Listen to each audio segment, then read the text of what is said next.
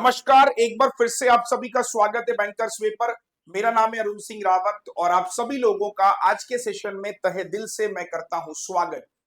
Good morning साथियों, नमस्कार। आज ऐसे विषय पर बात करने आया हूं जिसकी सख्त जरूरत है हमारे बैंकिंग साथियों को कि आखिरकार अब हमें कैसे तैयारी करनी है, क्योंकि ये वीडियो 2 से 3 तरह का छात्र देख रहा होगा। एक वो बच्चा जो बैंकिंग की तैयारी कर रहा होगा, एक वो बच्चा जिसने बैंकिंग के लास्ट ईयर एग्जाम दिए होंगे और फेलियर उसको मिला होगा, साथ ही साथ वो भी बच्चा होगा जो आरआरबी पीओ क्लरिकल को टारगेट कर रहा है, या फिर वो बच्चा भी होगा जो मेंस की तैयारी में जुटा हुआ है जिसका आखिरी मेंस एग्जाम है एसबीआई पीओ मेंस। सारे सवालों के जवाब मैं आपको इस वीडियो में देने की कोशिश करूंगा। वीडियो को अंत तक देखिएगा। समय बचाने के लिए इसको 2x मोड में या फिर 1.5x मोड में भी आप सुन सकते हैं। शुरुआत करते हैं अपने आज के सेशन में। तो मोटा मोटा आज के सेशन में हमारे 4-5 क्वेश्चंस हैं कि व्हाट नेक्स्ट, अब क्या होना चाहिए, बिगिनर्स क्या करें, रिपीटर्स क्या करें, PO clerk mains PO clerk पढ़े या फिर मेंस पढ़े, मई जून जुलाई ये 3 महीने हमारे कैसे रहने वाले हैं। सबसे पहले साथियों मैं आपको बताता हूं कि आने वाले 3 महीनों के जो एग्जाम्स हैं वो कुछ ऐसे प्लान किए। एक्सपेक्टेड डेट्स मैंने आपके लिए निकाली हैं, ये देखिए। जो अपकमिंग बैंक एग्जाम्स होने वाले हैं 2025 की, अगर मैं उनके एक्सपेक्टेड डेट की बात करूं तो ये एक एक्सपेक्टेड डेट मैंने निकाली है कि एसबीआई पीओ मेंस होगा सबसे पहले 5 मई को, एआईसी एमटी का 15 अप्रैल को एग्जाम होगा, बैंक ऑफ इंडिया एसओ का 25 मई को होगा, एलआईसी डबल एओ 5 जुलाई को एक्सपेक्टेड है, तो बहुत जल्दी इसका नोटिफिकेशन देखने को मिल सकता है। आरआरबी पीओ प्रीलिम्स का एग्जाम 27 जुलाई से स्टार्ट हो जाएगा। आरआरबी क्लरिकल का एग्जाम 30 अगस्त को होगा। पीओ मेंस फिर आपका 13 सितंबर को होगा और पीओ प्रीलिम्स आपका 4 अक्टूबर को। आरआरबी का क्लर्क मेंस आपका 9 नवंबर को जाएगा। आईबीपीएस क्लर्क प्रीलिम्स आपका 6 दिसंबर से शुरू हो जाएंगे। आईबीपीएस पीओ मेंस 29 नवंबर, क्लर्क मेंस 1 फरवरी को जाएगा। एसबीआई पीओ प्रीलिम्स अगस्त में एक्सपेक्टेड है और एसबीआई क्लर्क प्रीलिम्स 20 सितंबर को एक्सपेक्टेड है। साथ ही साथ पीओ मेंस एसबीआई का 12 अक्टूबर और क्लर्क मेंस आपका 16 नवंबर। कुछ डेट इसमें एग्जैक्ट है और कुछ डेट इसमें एक्सपेक्टेड है, बट मोटा मोटा एक रफली आइडिया मैंने आपको आने वाले अपकमिंग एग्जाम्स का दे दिया। इसको देने से आपके अंदर एक क्लैरिटी आ जाएगी कि यार अगर मुझे बैंकिंग की तैयारी करनी है तो काफी सारे एग्जाम्स हैं। मोटा मोटा अगर मैं आपसे ये कहूं कि अगर मैं एक बिगिनर हूं तो बिगिनर के दिमाग में सबसे पहला थॉट आता है कि सर कौन कौन से एग्जाम्स 2025 में आएंगे। देखिए, अगर मैं क्रम वाइज चलूं तो सबसे पहले आपको आरआरबी पीओ का एग्जाम देखने को मिलेगा। एलआईसी डबल एओ एक्सपेक्टेड है, अभी उसका नोटिफिकेशन नहीं आया, तो मैं उन्हीं नोटिफिकेशन को राइट डाउन कर रहा हूं जो निश्चित तौर पे आने हैं।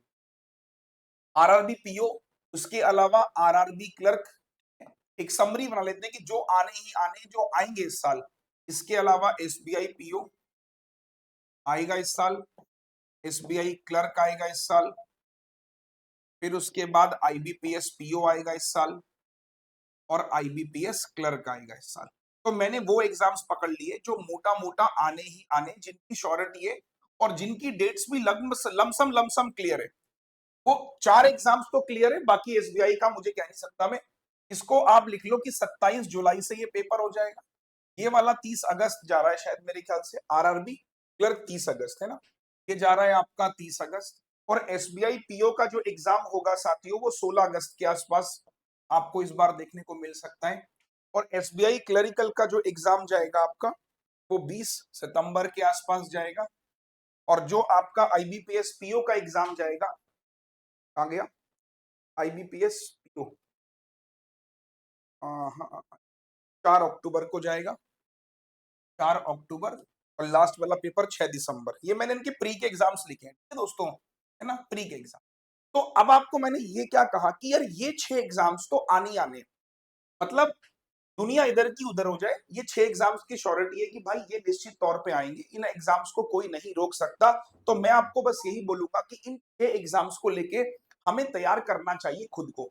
अब हमारे पास आज ये वीडियो में बना रहा हूं 16 तारीख को, है ना, आज ये वीडियो में बना रहा हूं साथियों 16 तारीख को। ये वीडियो मैं बना रहा हूं 16 अप्रैल 2025 में। अब मेरे पास समय कितना बचा हुआ है वो समझते हैं और फिर उस समय को हम यूटिलाइज कैसे करेंगे, रिपीटर्स क्या करें, फाउंडेशन वाले बिगनर्स क्या करें, सब बताऊंगा। तो अगर मैं 16 अप्रैल को बता रहा हूं तो 14 दिन आपके बचे हैं अप्रैल के, मोटा मोटा 30 दिन आपके मई के बचे हैं, है ना। इस दिन एक वैसे महीना 31 का है, मैंने 30 रखे लमसम, तो 31 ही कर लो वरना कुछ बुरा मान जाएंगे। मई के 31, जून के 30 दिन, और जुलाई में तो पेपर है 27, तो 26 दिन मान लो, है ना। 26 दिन जुलाई के। अब इसको जोड़ते हैं, तो 31 और 14 45, 45 और 30 कितना हो गया 75, 75 और 25 मोटा मोटा 100 दिन मान लो। वैसे तो 101 दिन है, बट 100 दिन मान लो, ठीक है। 101 डेज बचे आज के साथ। अगर आप नोटिस करोगे कि 101 दिन बचे हुए हमारे पास इस पहले एग्जाम के लिए। अब जितने जितने दिन आपके बढ़ते चले जाएंगे उस हिसाब से आप दिन को बढ़ाना शुरू कर दो। अगर मेरे साथियों जो बच्चे रिपीटर्स हैं, मैं उनको एक सलाह दूंगा, जो पहली बार एग्जाम देने जा रहे हैं, देखिए उनके लिए 100 दिन थोड़े से कम है, क्योंकि अगर आप आज से भी पढ़ना स्टार्ट करोगे, ये नहीं है कि 100 दिन में नहीं हो पाएगा, बताऊंगा। बट मेरा कहना है कि जितने भी साथी फेल हुए पिछले साल, इधर देखो ना उधर देखो, सामने देखो कि आरआरबी पीओ का एग्जाम लगा हुआ है 27 जुलाई को, और आरआरबी क्लर्क एग्जाम लगा हुआ है 30 अगस्त को, ठीक है भाई। और ये देखिए एसबीआई पीओ लगा हुआ है 16 अगस्त को। तो बैक टू बैक अगस्त का जो महीना होने वाला है उसमें 1 2 3 एग्जाम्स बैक टू बैक है, अगर ये 16 अगस्त को होता है तो, है ना। ये भी एक्सपेक्टेड है बेटा, हाँ? तो मैंने क्या कहा कि अगस्त में 3 एग्जाम्स बैक टू बैक लगे हुए हैं। अब 3 एग्जाम्स बैक टू बैक लगे हुए, मतलब 100 दिन में जिन बच्चों ने पिछले साल तैयारी करी है, तो उनका बेसिक इतना तो मजबूत होगा कि उनको सिर्फ आने वाले 3 महीनों में प्रैक्टिस प्रैक्टिस और प्रैक्टिस करनी है। गलत तो नहीं कह रहा हूं? आने वाले 3 महीनों में अगर आप जी जान से प्री के मॉक करते हैं और मेंस की क्लासेस या फिर मेंस के भी मॉक करते हैं, तो आप दावेदारी ठोक सकते हैं कि इस बार मैं इन एग्जाम्स को निकालने में प्रबल दावेदार। मैं अगर बिगिनर हूं तो मेरे लिए थोड़ा सा चैलेंजिंग रहेगा, क्योंकि 100 दिनों में मुझे प्री भी पढ़ना है, 100 दिनों में मुझे प्रैक्टिस भी लेकर आनी है, 100 दिनों में मुझे मेंस भी तैयार करना है। तो मेरे लिए थोड़ा सा क्या होगा, हलवा नहीं होगा, मेरे को ज्यादा मेहनत करनी पड़ेगी, या समझ लो कि बहुत लगना पड़ेगा। बट जो रिपीटर्स है वो कुछ मत सोचो। एक चीज मैं और बता दूं रिपीटर्स वालों के लिए, एक्सपेक्टेड 5 जुलाई को वैसे LIC डबल AO भी है।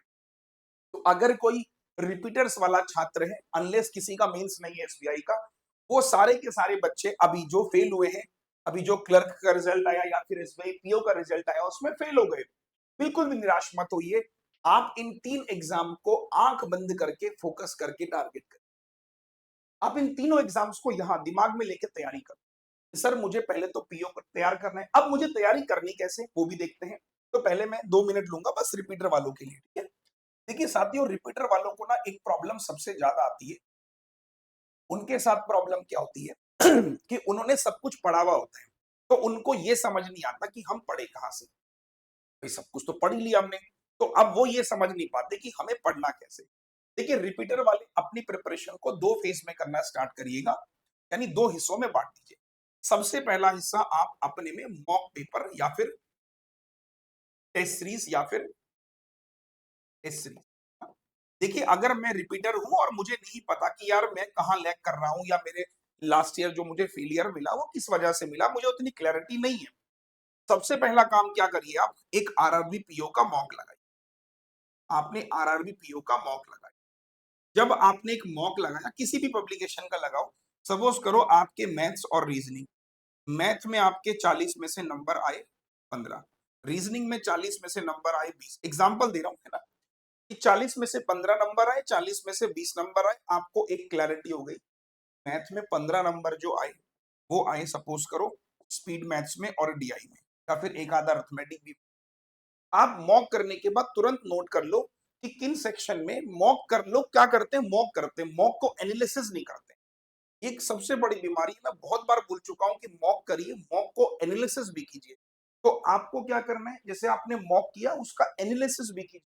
उसको देखिए कि यार आपकी मिस्टेक कहां पर हुई है, आपके कौन से सेगमेंट पे आपने ज्यादा टाइम दिया है। दिखाते हैं ना मॉक की एवरेज टाइम इसका आपने 1 मिनट, एवरेज टाइम आपने इसमें 2 मिनट ले लिया। उसको एनालिसिस करके एक एक डायरी बनाइए और नोट करना स्टार्ट कीजिए। कहने के लिए लोग कहते हैं यार कौन ही करेगा ये सब, बट प्रैक्टिकली बताऊं, अगर आप किसी एग्जाम को तैयार कर रहे हो, थोड़ा सा ना सिंसियर बनिए, थोड़े से समझदार बनिए बाकी लोगों से। बाकी लोग भी वही कर रहे हैं जो आप कर रहे हो, फिर आप कहते हो मैं फेल हो रहा हूँ, क्यों हो रहा हूँ आपको खुद नहीं पता। तो आप अपने पॉइंटर्स लिखिए कि यार डीआई मेरी 5 मिनट ले रही है। तो डेली बेसिस पे जब आप लिखोगे तो आपको पता चलेगा अच्छा मेरी रीडिंग भी स्लो है, पता चला रीडिंग के साथ साथ मैं होपलेस भी ज्यादा होता हूँ। तो कुछ ऐसी कमियां हैं जो कोई दूर नहीं कर सकता, वो केवल आप ही दूर कर सकते हो। वो एक कहावत है ना कि गालिब सारी उम्र एक भूल करता रहा, गालिब सारी उम्र एक भूल करता रहा, धूल चेहरे पर थी और वो आईना साफ करता रहा। ये गलतियां न जाने कितने बच्चों से हो रही है कि कुछ कमियां तो ऐसे जो हम ही स्वीट कर सकते हैं, कोई और कर ही नहीं सकता। भाई एक टीचर आपके कॉन्सेप्ट सिखा सकता है, मैं होपलेस हो रहा हूँ, मुझे होपलेस होने की बीमारी है, मैं बहुत जल्दी एक्साइटमेंट में चीजें गलत कर जाता हूँ, एक्साइटमेंट ज्यादा है मेरे अंदर, तो ये बीमारी तो मैं ठीक करूंगा ना अपनी, कोई और तो ठीक नहीं करेगा। वो बीमारी कैसे पता चलेगी? जब आप मॉक को एनालिसिस करोगे, अरे यार ये तो मुझे आता था लेकिन मैंने छोड़ दिया गलती से। तो मॉक करना इज मैंडेटरी। बाकी फिर आप क्या करिए कि जिन टॉपिक्स पे आपको लगता है, आप अपने टॉपिक लिस्ट बनाइए। टॉपिक लिस्ट का मतलब कि मेरे मैथ्स के टॉपिक ये हैं, मुझे रीजनिंग के टॉपिक ये पढ़ने हैं, मेरे इंग्लिश के ये हैं और मेरे जीए के ये हैं जिन पे मुझे कमांड कर, ठीक है। और उन टॉपिक्स को आप डेली उतना टाइम अलॉट कर दें और उसको शेड्यूल के साथ फॉलो करें। रिपीटर्स वाले बच्चे बस यही करें और कुछ भी ना करें। इस तरीके से आप जाओगे, मैं पूरा यकीन मानता हूं कि आप इस बार एग्जाम क्रैक कर लेंगे। बट आपको एक चीज ध्यान रखनी पड़ेगी, आपकी कमियां एनालिसिस के थ्रू ही आपको पता चलेंगी और कोई तरीका नहीं है। दूसरा, कंटिन्यू रहिएगा। ये गैप आते हैं ना बीच में, 2 दिन का 4 दिन का गैप बहुत नुकसान देते हैं। आदमी सब कुछ भूल जाता है, उसको ऐसा लगता है कि यार 4 दिन से नहीं पढ़ाई करी तो सब कुछ भूल गया हूं। ठीक है, अब बात करते हैं रिपीटर्स वालों की। रिपीटर्स कह रहा हूं मैं, बिगनर्स वालों की। व्हाट नेक्स्ट, है ना। मेरे साथियों, अगर कोई बिगनर है और उसने अभी पढ़ना स्टार्ट किया है, तो मैं आपको सबसे पहले बोलूंगा कोई भी बिगनर से, देखिए आपने सक्सेस स्टोरीज इतनी, आपने उसमें एक बात बड़ी कॉमन पकड़ी होगी, सबसे पहले अपना सिलेबस कंप्लीट। मेरे साथियों, बिगिनर्स को सबसे पहले अपना सिलेबस कंप्लीट करना होता है। अब सिलेबस कंप्लीट करने के लिए कोई यहाँ पर टाइम बाउंडेशन, आपको अगर मैं बताऊं कि मेरा मैथ्स का सिलेबस अगर आप कंप्लीट करते हो तो मोटा मोटा 3 महीने के आसपास का समय लगता ही लगता है भाई। ये मतलब एक प्रोसेस है। तो आपको 3 मंथ इसमें कम से कम लगेगा आपको सिलेबस कंप्लीट। तो मैं आपको ये बोलूंगा कि जो बच्चा जिसका सिलेबस कंप्लीट नहीं हुआ है, अगर वो आज से तैयारी कर रहा है, तो वो आरआरबी पीओ क्लरिकल को ध्यान में लेके तो पढ़े। बट हाँ, लेकिन ये जरूर है कि 3 महीने में सिर्फ सिलेबस कंप्लीट हो पाएगा आपका अगर आप आज से तैयारी करते हो। आप 3 महीने पहले से कर रहे हो तो एडवांटेज होगी कि आपका 70% 60% सिलेबस हो गया होगा, तो वो एक एज रहेगी आपके लिए। बट अगर कोई आज से इस वीडियो को देख के तैयारी स्टार्ट करता है, मैं उसको बोलूंगा 3 महीनों से कम लगेगा सिलेबस को कंप्लीट करने में। फिर कम से कम 1 महीना से लेके उसको 45 दिन तक लग जाता है प्रैक्टिस करने में, यानी स्पीड डेवलप करने में। स्पीड डेवलप करने में जब आप कॉन्सेप्ट सीखते हो ना, इट्स नॉट नेसेसरी कि मेरी स्पीड भी आएगी। जैसे एक मान लीजिए आप पजल बना रहे हो, तो जब आप पजल कर रहे होते हो तो पजल के साथ साथ आप पजल बनाना तो सीख गए, लेकिन एक पजल मान लो 5 मिनट में भी बन रही हो, कुछ पजल 7-8 मिनट में भी बन रही हो। तो 1 महीना 45 दिन फिर आपको और लगेगा उसमें स्पीड डेवलप करने में, उसमें कमांड हासिल करने में, कि आप बहुत जल्दी उस पजल को बना ले एग्जाम के पॉइंट ऑफ व्यू से। ठीक है, तो बिगिनर्स के लिए क्या मैं सजेस्ट करूंगा? बिगिनर्स के लिए मैं सजेस्ट करूंगा जो आज इस वीडियो को मेरी देख रहा है, वो फोकस करे इन एग्जाम्स को। कौन से एग्जाम्स? ये आखिरी के 3 एग्जाम्स, ये वाले आखिरी। कि इसमें आप देखोगे ये एसबीआई क्लरिकल 20 सितंबर को, अक्टूबर में ये है और फिर आखिरी पेपर ये है। ये 3 एग्जाम्स अगर बिगनर टारगेट करे, देखो नौकरी सबको एक ही लेनी है, पेपर 6 मेरे पास। तो ये माइंड मत करिए दिल पर और दिमाग पर कि यार मैं ना इसी को टारगेट नहीं कर पाया तो कोई दिक्कत नहीं। अरे भाई ये अगर नजदीक है, ये काफी दूर है एग्जाम्स, है ना। तो इसके लिए दावेदारी ठोको कि सर भले मैं पहली बार एग्जाम आईबीपीएस पीओ दूंगा, फर्स्ट अटेम्प्ट में निकाल। तो तैयारियों को ऐसे रखिए कि आपने क्या कहा, 20 सितंबर ये वाले एग्जाम्स के लिए अल्टीमेटली आपको पूरा पूरा जुलाई के बाद अगस्त और मिल जाएंगे 30 दिन। तो मैं बोलूंगा जो बिगनर्स हैं उनका टारगेट क्या होना चाहिए कि सर ये 3 महीने हमारे क्या होने चाहिए, सिलेबस में जाने चाहिए। कि एनी हाउ, देखो मेरी बात को ध्यान से सुनना, जो बिगनर्स की मैं बात कर रहा हूं, ठीक है। बिगनर्स क्या करेंगे, अप्रैल मई और जून आप टारगेट करो कि 30 जून तक मेरा सारा सिलेबस कंप्लीट हो जाए, मैथ्स का, मेरा रीजनिंग का, मेरा इंग्लिश का। अगर जीए नहीं भी हो पा रहा कोई दिक्कत नहीं, बट एटलीस्ट 3 सेगमेंट मेरे कवर हो जाए 30 जून तक। अब जो जुलाई के 26 दिन बचेंगे, उसमें जम के हम क्या करेंगे, तैयारी करेंगे, प्रैक्टिस करेंगे इस एग्जाम्स के लिए। हो सकता है हमारा 4-5 नंबरों से हम रह जाएं, और ज्यादा से भी रह सकते हैं, तो रिग्रेट नहीं रखना है।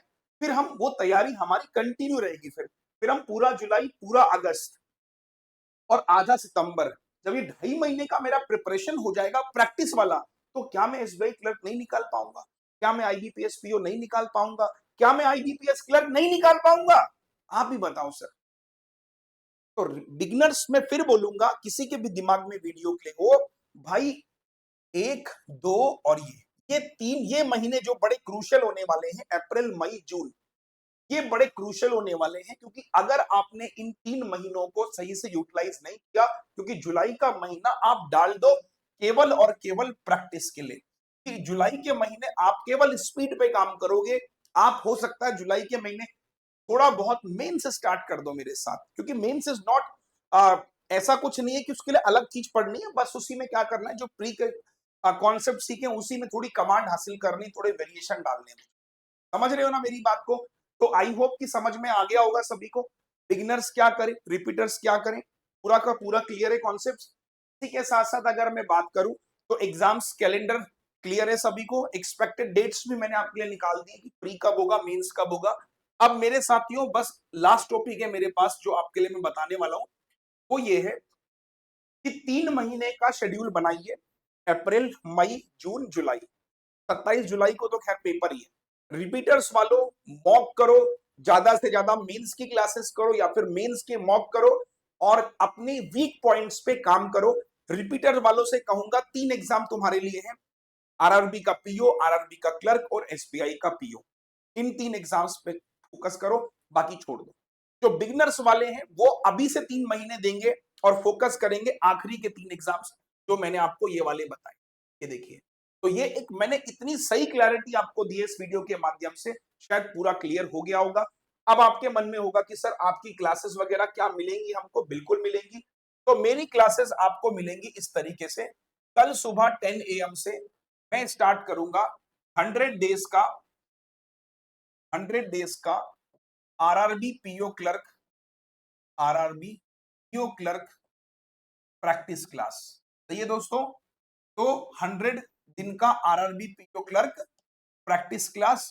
तो सबसे पहले हम कल डिस्कस करेंगे 2024 का मेमोरी बेस्ड पेपर।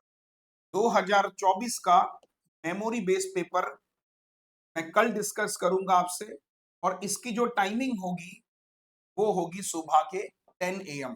तो सुबह मेरी क्लास 10 बजे हुआ करेगी, जो क्लासेस रात 8 बजे होती थी वो सुबह के 10 बजे हुआ करेगी, ये वाली क्लास। इसी के साथ साथ मेरे साथियों, आप लोगों की डिमांड पर 1:30 बजे मैंने मात्र 15 दिन का, 15 डेज का स्पीड मैथ्स चैलेंज लेकर आया हूं। 15 दिन का, ज्यादा नहीं, 15 डेज मुझे दो और अपनी स्पीड बनाओ।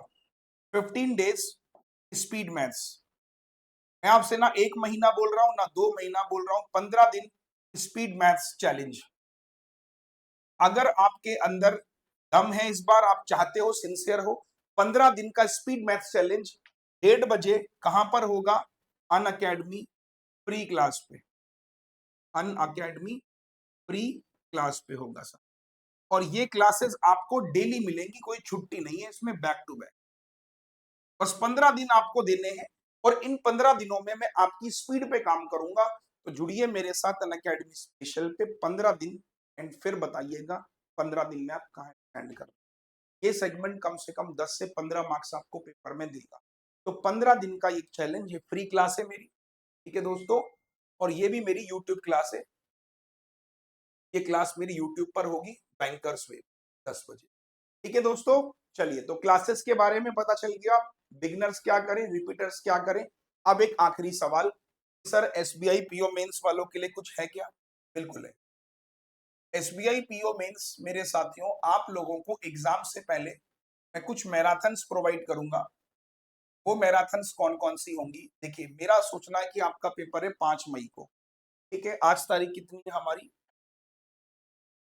हम्म, सबके लिए मैंने कहा ना, एसबीआई पीओ मेंस वालों को भी समझा रहा हूँ।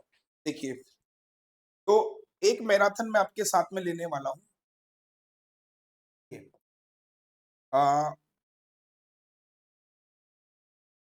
21 तारीख को मंडे है उस दिन, 21 तारीख को मंडे है उस दिन। तो मंडे में सुबह 10 बजे से लेकर 2 बजे तक की एक मैराथन होगी। 10 से 2 ही हम 4 घंटे की मैराथन करेंगे। इसमें कराऊंगा डीआई, एसबीआई, पीओ मेंस। मैं आपको पूरा का पूरा शेड्यूल दे दे रहा हूँ, ठीक है, कि कौन कौन सी क्लासेस आपको मैं करवाऊंगा। उसके बाद अगली मैराथन होगी मेरी दोस्तों 25 तारीख को, 25 अप्रैल को, ठीक है। एक मैराथन, दूसरी मैराथन, एक तीसरी मैराथन और एक चौथी मैराथन। तो ये 4 मैराथन आपको करा दूंगा। ये जो होगी हमारी, ये अर्थमेटिक की हो जाएगी साथियों, और ये हो जाएगी हमारी नंबर सिस्टम, एलजेब्रा, क्वाड्रेटिक और सीरीज। और लास्ट मैराथन लूंगा मैं आपके साथ में कंप्लीट पेपर। तो साथियों अब जो कंप्लीट पेपर, ठीक है, तो 4 मैराथन में एग्जाम से पहले आपको दूंगा, कि मैं आपको सिर्फ यही बोलूंगा जितना ज्यादा आप इस समय, इतनी सारी मेंस क्लासेस मैंने यूट्यूब पर दी है, पेपर आपने दिए मेरे साथ, तो इसके लिए कुछ ऐसा नहीं। हाँ, जैसे डीआई किस तरह की बनती है वो सब हम लोग सीख, तो मंडे तैयार रहिएगा मेरे साथ, क्योंकि इसमें थोड़ा कंटेंट बनाना पड़ता है, कंटेंट देखना पड़ता है। मैं चाहता हूँ कि बहुत नया कंटेंट आपके साथ में इसको प्रोवाइड करूँ। तो मेंस वालों ऐसा नहीं है कि आपको क्लासेस मेरी भी नहीं मिलेगी। 4 मैराथन लूंगा मैं, तकरीबन 4 4 4 4 16 17 घंटे की क्लासेस मैं आपको यूट्यूब पर प्रोवाइड करूँ, ठीक है। अब ये 16 17 घंटे चाहे मैं डेली एक घंटा ले लूं, मेरे को लगता है कि उससे ज्यादा अच्छा है कि मैंने एक क्लास ली, आपने आराम से 2 दिन पूरा रिवाइज कर लिया। तो मैराथन का फायदा ये हो जाता है कि एक टॉपिक आपने उठाया, उस पूरे टॉपिक का, जैसे अपने डीआई उठाई लेवल की, तो कम से कम 10 12 डीआई हम डिस्कस कर लेंगे जो इस ईयर में पूछी गई हैं। तो सब कुछ हम लोग फिर प्लान कर लेंगे, ठीक है दोस्तों। चलो बाय बाय, टेक केयर। ये वीडियो आपको कैसा लगा कमेंट करिएगा। बाकी मेरी क्लासेस अनअकैडमी पर चलती हैं, आप मुझे फॉलो कर सकते हो, टेलीग्राम आप मेरा फॉलो कर सकते हो, लिंक आपको मिल जाएगा। बाकी काफी सारे सिलेक्शन दोस्तों अब तक हुए हैं, be the part of this journey, और कुछ नहीं करना है, बस थोड़ा कंटिन्यू रहिए। बाकी एक 19 तारीख को आरआरबी का स्कॉलरशिप टेस्ट भी आपको देखने को मिलेगा। ये टेस्ट आपको कब मिलेगा? शाम के 6 बजे। इस टेस्ट के बेनिफिट्स आप देख सकते हो, और ये टेस्ट जो आपको मिलेगा, एक बैच ये उसको लेकर होगा, आपके आरआरबी पीओ क्लरिकल को लेकर होगा। और इसमें अगर मैं बताऊं कि 7 अप्रैल से हमारा ग्रामीण बैच भी स्टार्ट हुआ है, वो भी आप ज्वाइन कर सकते हो। और इसमें बेसिकली सब्सक्रिप्शन मॉडल चलता है, तो 6 महीने का जो सब्सक्रिप्शन है वो 1300 का है, 12 महीने का 2000 का सब्सक्रिप्शन है। तो 60% का ऑफ चल रहा है, आप अवेल कर सकते हैं, ठीक है दोस्तों। चलो, बाकी प्लस और आइकनिक में क्या डिफरेंस है आप चेकआउट कर सकते हो। साथ ही साथ पूरे साल भर जो भी होगा वो आपको सब्सक्रिप्शन के अंदर मिल जाएगा। चलिए, take care, thank you so much, good bye, bye bye, जय हिंद, वंदे मातरम।